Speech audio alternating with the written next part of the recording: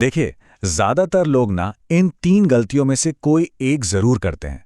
या तो अपनी कामयाबियां गिनाने लगते हैं, या फिर सीधे सीधे कोई मौका मांगने लगते हैं, या फिर एक फैन की तरह बर्ताव करते हैं।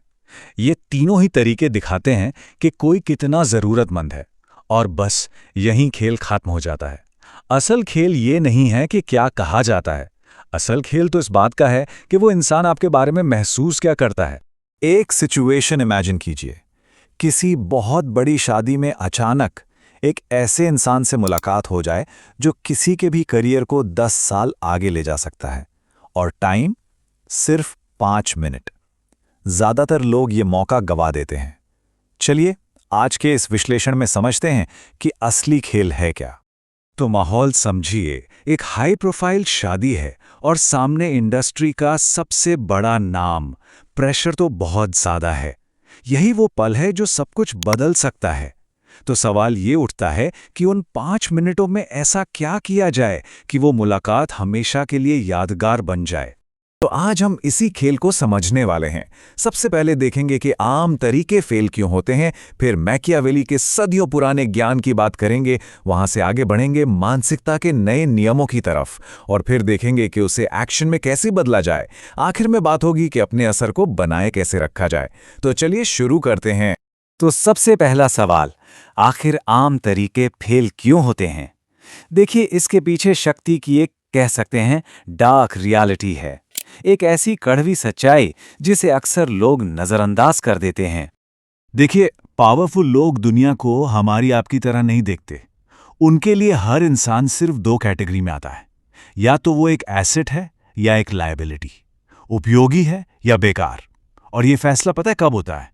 आपसे मिलने के सिर्फ पहले 2 मिनट में। जैसे ही कोई अपनी जरूरत दिखाता है, वो सीधा लायबिलिटी वाले कॉलम में चला जाता है।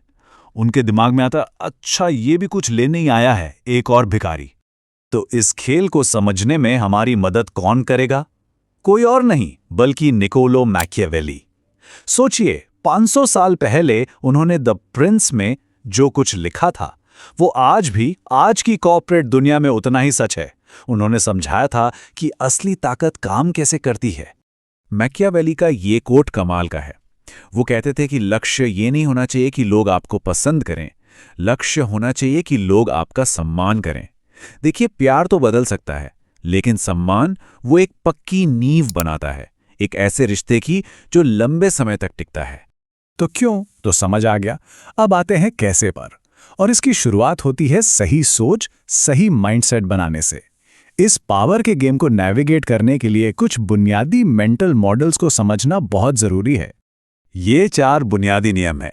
हमेशा एक सॉल्यूशन की तरह जाना है, प्रॉब्लम की तरह नहीं।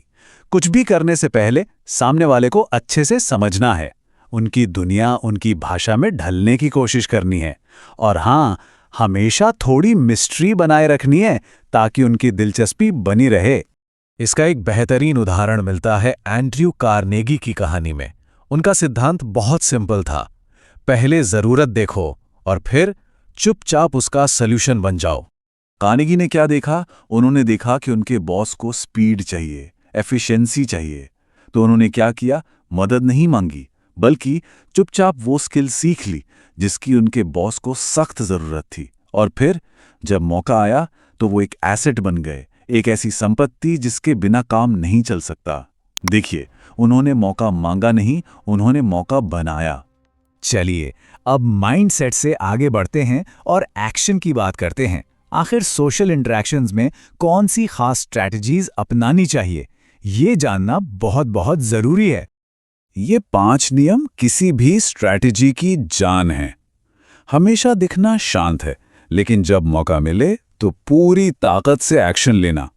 अपनी वफादारी को महंगा बनाना, उसे यूं ही नहीं लुटाना। तारीफ भी करनी है तो एकदम स्पेसिफिक। और सबसे जरूरी बात, कभी भी अपने बॉस या मेंटर को आउटशाइन करने की कोशिश नहीं करनी।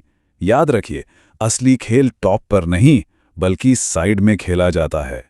और ये बात बहुत जरूरी है, ज्यादातर लोग सिर्फ उस एक इंसान को इम्प्रेस करने में लगे रहते हैं जो टॉप पर बैठा है, लेकिन वो ये भूल जाते हैं कि असली ताकत तो उसके आसपास के लोगों के पास होती है। मैकियावेली ने इन्हें इनविजिबल प्रिंसेस यानी अदृश्य राजकुमार कहा था। और ये अदृश्य राजकुमार हैं कौन?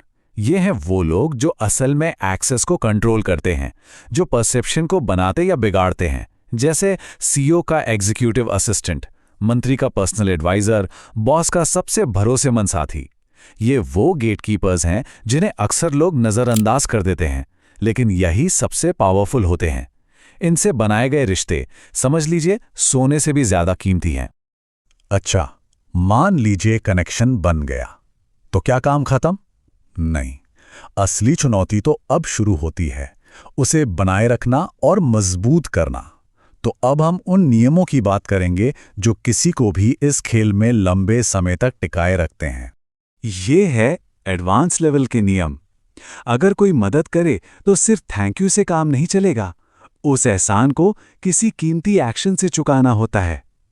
कभी-कभी बहुत विनम्रता से डिसएग्री करके ये दिखाना पड़ता है कि आपकी भी अपनी समझ है, अपनी रीढ़ है।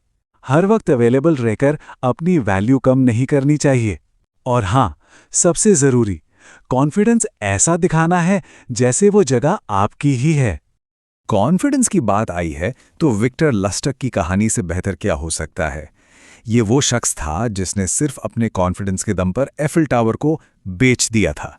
सोचिए, उसके पास कोई अथॉरिटी नहीं थी, कुछ नहीं था, लेकिन उसने एक्ट ऐसे किया जैसे सब कुछ उसी का हो, और लोगों ने मान भी लिया। यही पावर है। जब कोई पूरे विश्वास के साथ एक्ट करता है तो दूसरे भी उस पर विश्वास करने लगते हैं। तो आखिर में एक सवाल उठता है, क्या ये सब जानकारी किसी को धोखा देने के लिए है? नहीं, बिल्कुल नहीं। ये सिर्फ दुनिया को वैसे समझने के लिए है जैसी वो असल में है। अब चुनाव हर किसी का अपना है। क्या इस खेल के नियमों से अनजान रहकर इसका शिकार बनना है, या फिर इन नियमों को समझकर एक मास्टर प्लेयर?